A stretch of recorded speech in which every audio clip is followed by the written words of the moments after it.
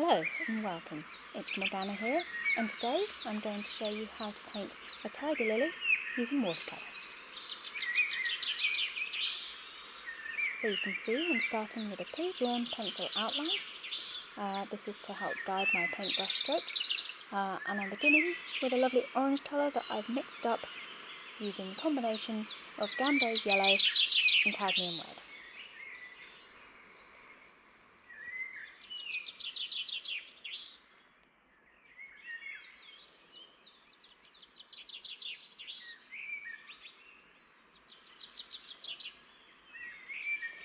You can see here that I'm just starting to layer up the paint. I'm putting on a little extra cadmium red here. Whilst this lovely orange colour is still dry, I'm applying it quite streakily into the damp paint, adding a little extra water here and there to get all the colours to blend and diffuse beautifully. This technique is generally called wet on wet when it comes to watercolour painting. And this is a technique that I'll be using throughout this tutorial.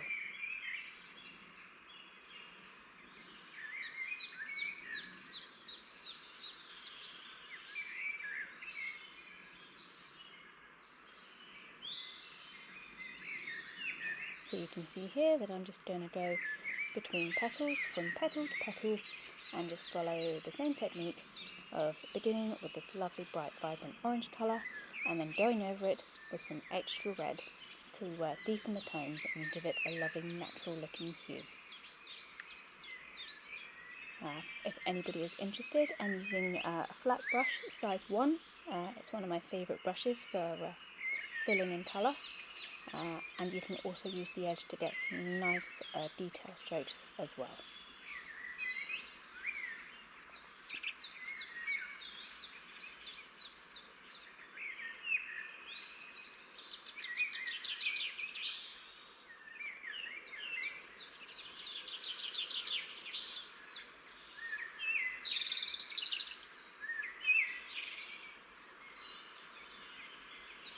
If anybody is interested, this is the concentration of paint I'm using. You can see it's quite runny. You can see it's quite a loose blend of colour. I like to test my colours on a little bit of white paper or white tissue before putting them on the page. That way I know how strong they're going to come up.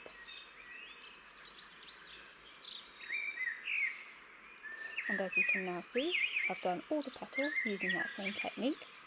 This is the final petal, and because this is where the lily stamens lie, I've now switched to a smaller brush in order to fill in that detail without compromising the white space of those lily stamens there.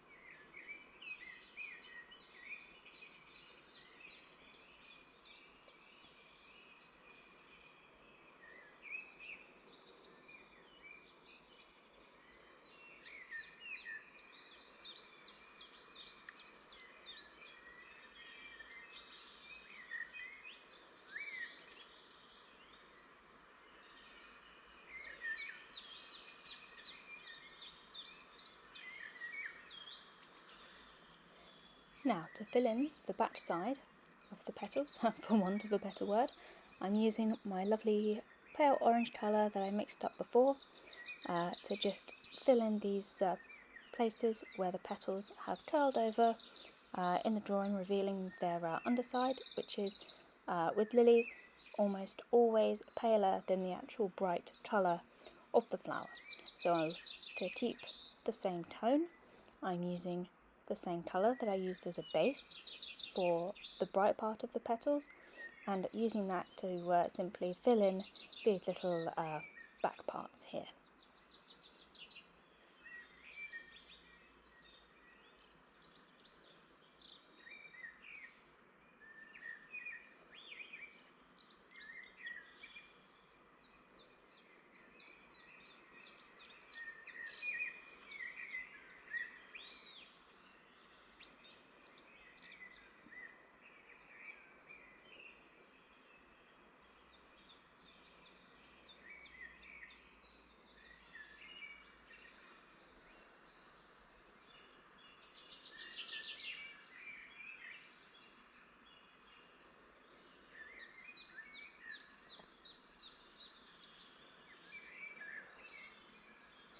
Now you can see here that I've used a lovely yellow colour.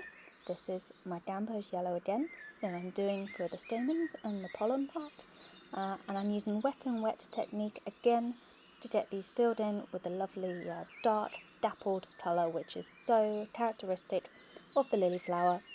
So going in first with gamboge yellow, and then a stripe of burnt sienna, letting that diffuse straight in there, and then finally stippling over with a bit of burnt umber. It gives it that lovely sort of speckly, diffused, pollen-y kind of look for this dark part of the flower.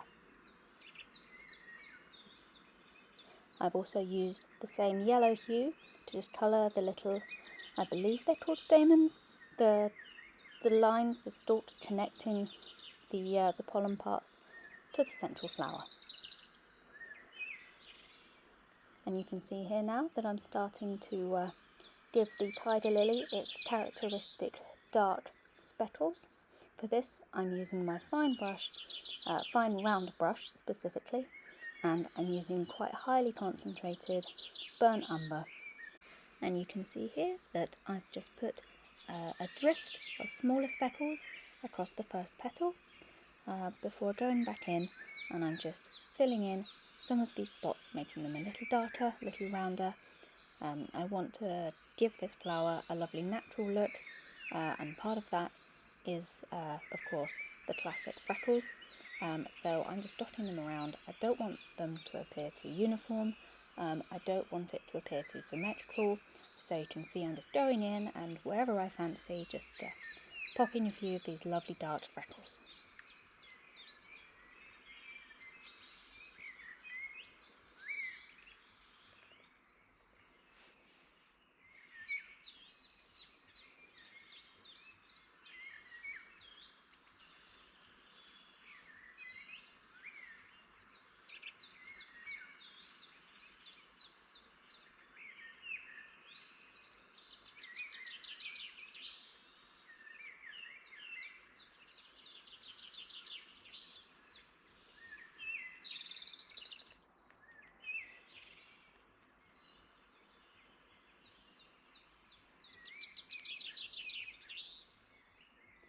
Now, I'm happy with the lily so far, so I'm going to go ahead and start doing the buds and the rest of the plant.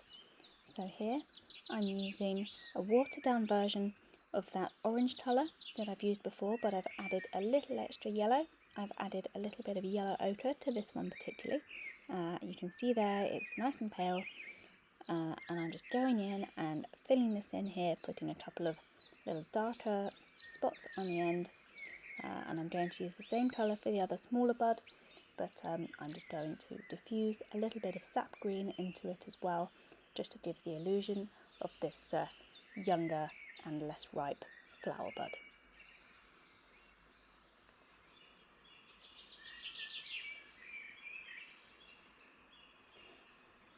You can see here I'm back to using my flat brush to just blend it all together.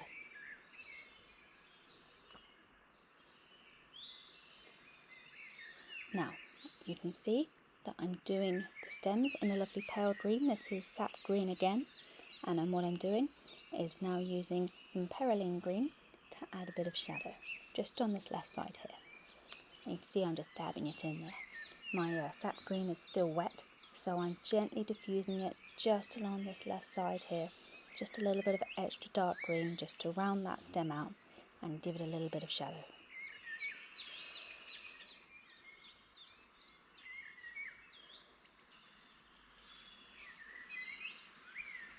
You can see I'm going to follow that same technique for the entire green part of the plant, the little stem down there and any leaves that are hiding behind the petals.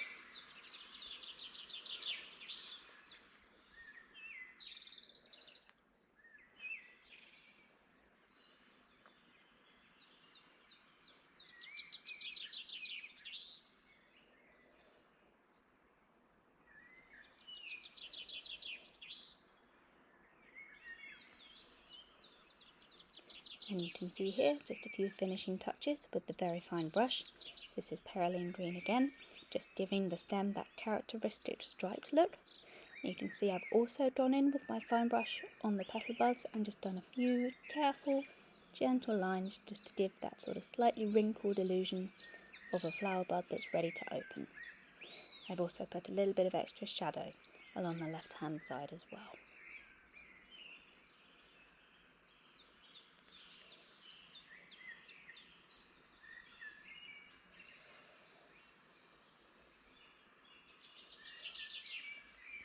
Now, you may wonder what I'm doing. What I'm planning to do is just put in a very simple speckled background, just flicking some paint wildly around. But the last thing I want to do is flick paint all over what I've already carefully painted. So you can see here my flat brush again, and I'm starting with orange just to do some gentle spatters. This is a controlled way to do some spatters, some paint spatters.